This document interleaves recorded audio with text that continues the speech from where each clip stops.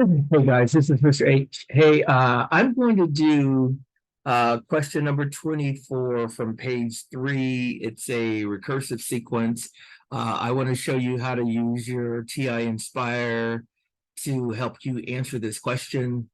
Also, I left my iPad at the school, so I'm going to have to use the tools from Zoom to um, kind of show you guys what I'm doing.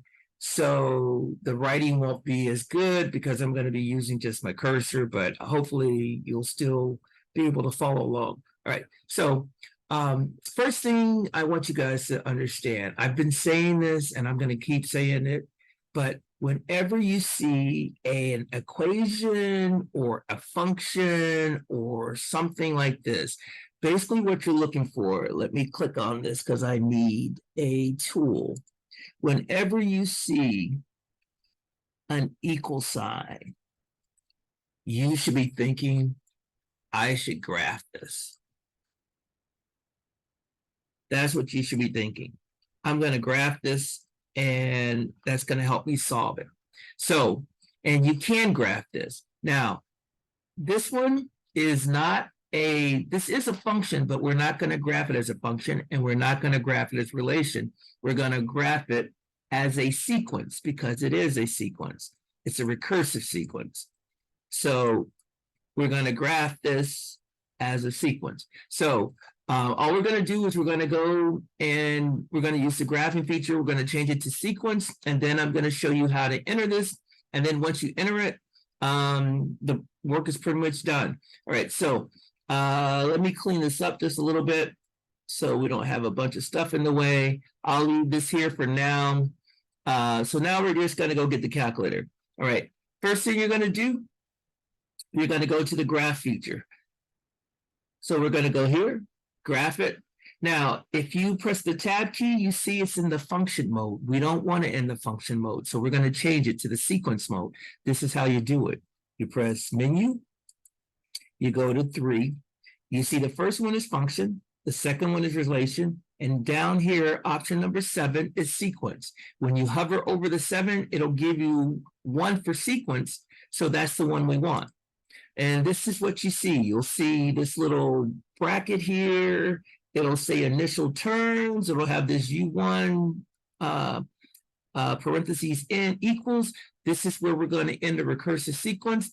This one, the second thing, the initial term, is where we're going to enter the initial term. So what I'm going to do is I'm going to go back and I'm going to show you where all of this information is going to come from.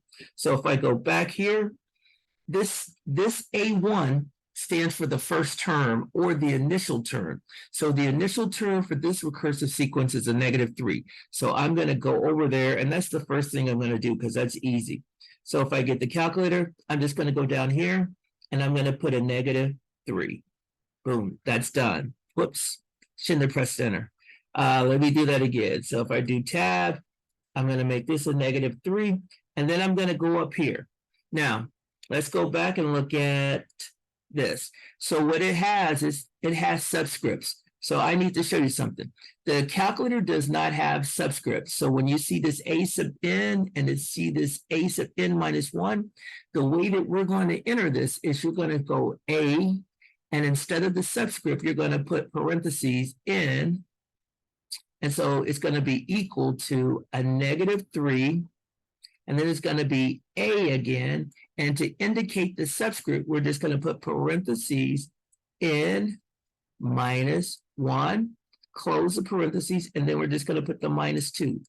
This is what we're going to enter into the calculator. Now, let me see. Can I move this around? I don't know how to move this. Let me see. Can I select this and just move it?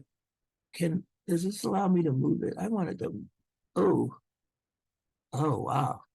That's not what I wanted to do. That was kind of buggy. So let me clear that or undo that. All right, I'll just go here. I'll leave it here.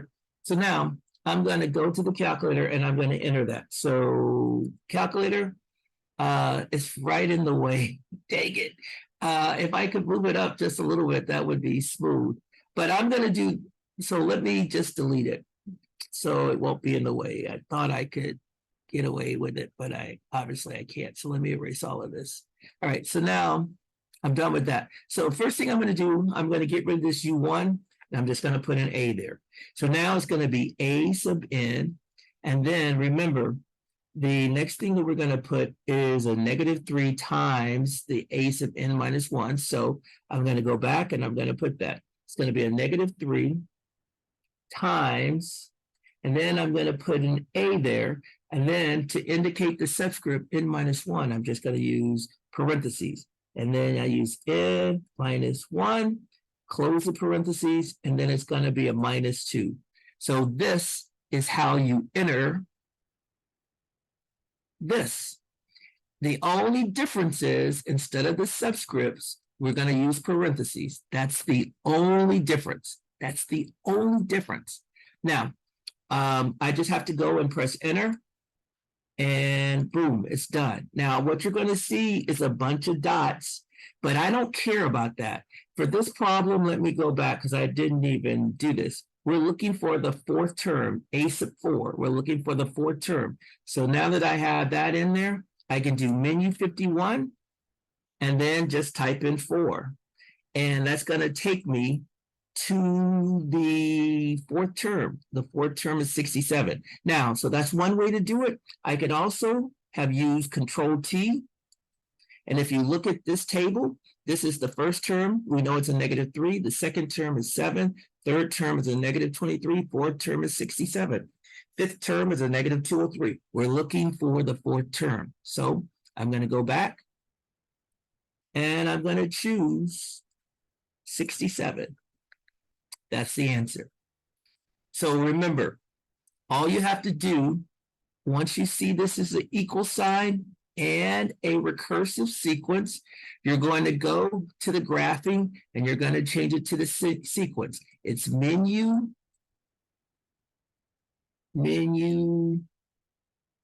3, 7, 1, 1. That I'll put it in sequence mode, and the only thing you need to worry about is the subscripts. You're going to make it a parenthesis. So it goes parentheses equals a -3. You put your A here, and to indicate the subscript n minus 1, we're just going to put it in a parentheses next to the A, and then we have -2. That's what we entered. And then you press enter, and then you find the term that you're looking for. All right, guys, I hope this has been helpful. I'm going to stop it and post it.